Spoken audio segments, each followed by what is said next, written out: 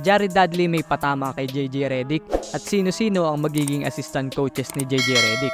Bago ang chismis, sa mga assistant coaches muna tayo. Ayon dito sa NBA Rulebook, Rule number 3 Section 4, the coach and others. The bench shall be occupied only by a league-approved head coach, a maximum of 3 assistant coaches, players, and trainer. Sa ngayon nga ay may 3 assistant coaches na itong si JJ Redick at ito nga ay si Nate McMillan, Scott Brooks at Greg St. Jean. Itong si Greg St. Jean ay parte ng Frank Vogel coaching staff noong 2019 hanggang 2021 sa Lakers, kung saan nagkampiyon pa sila noong 2020 sa bubble. Matapos silang tanggalin sa Lakers ay lumipat naman ito kay Jason Kidd. Yan ay para maging assistant coach ni Kidd sa Dallas noong 2021 hanggang 2023. And then naging assistant coach ulit ni Frank Vogel last season. Nasalahin na neto ang pagko-coach dahil ang tatay neto ay dating head coach ng Sacramento Kings at GSW. Dahil hindi pa nagiging head coach ito sa NBA, wala muna tayong ilalagay na win-loss record.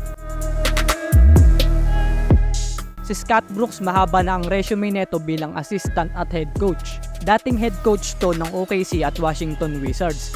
Sa 7 years neto bilang head coach ng OKC ay masasabi natin na successful ang stint niya rito dahil 2 beses niyang nadala ang team na to sa conference finals. Nagawa din netong madala ang OKC sa NBA finals noong 2012 na pinangungunahan nila Kevin Durant, Russell Westbrook at James Harden. Nanalo rin ang NBA Coach of the Year award ito noong 2010 tapos 2 beses naman nag-head coach sa NBA All-Star noong 2012 at 2014. Sa 5 season naman neto sa Washington Wizards bilang head coach ay 3 dun ay nagawa nilang mag-appear sa playoffs at ang pinakamalalim nilang naabot ay sa conference semifinals.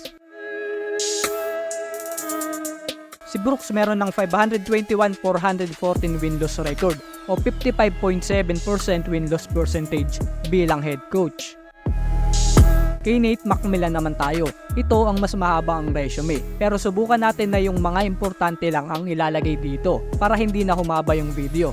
Si Nate meron ng 19 season head coaching experience, 5 seasons sa Supersonics, 7 seasons sa Trailblazer, 4 seasons sa Pacers, at 3 seasons sa Hawks. Diba ang dami? Pero ang pinakamalayong narating lang neto sa playoffs bilang head coach ay ang 2021 NBA Conference Finals noong nasa Atlanta Hawks pa siya. Naging assistant coach na rin ito ng Team USA Men's Basketball. Una sa 2006 FIBA World Championship sa Japan na kung saan nakakuha sila ng bronze medal. And then sa 2007 FIBA Americas Championship naman sa Las Vegas na kung saan nakakuha naman sila ng gold medal. Nag-assistant coach na rin ito sa Olympic Games noong 2008 Beijing at 2012 London Olympics na kung saan nakaginto sila sa parehong competition. Si Nate McMillan ay may 760-668 win-loss record or 53.2% win-loss percentage. Magiging top assistant itong si Nate McMillan at Scott Brooks sa Lakers, kaya good start ito para sa team na makakuha ng above 500 ang win-loss percentage, gayong inexperience pa si JJ Redick sa NBA coaching. Hindi pa nga dyan natatapos ang Lakers dahil balak pa nilang magdagdag ng coaches at may plano pang mag-hire ng Director of Player Development upang i-develop ang kanilang mga young assets. Speaking of JJ Redick ay tila may patama itong si Jared Dudley sa bagong head coach ng Lakers dahil sa interview nito ay nabanggit nito na pangarap daw ni Jared Dudley na mag-head coach pero ang ilan daw sa kanila ay hindi si JJ Redick na makukuha ito kaagad. I want a head coach. That's my dream and ambitions to be able to do that. But at the same time, you can have that. Some of us aren't JJ Redick and get go right away. Sometimes you got to put some of this. I got to be able to do 2-3 years and 4 or 5 years as an assistant, and then we all have different times. And my time will come later on, but my time will eventually come. Agad naman klinarify ni Jared sa kanyang tweet na JJ is his guy at great opportunity daw ito para kay JJ.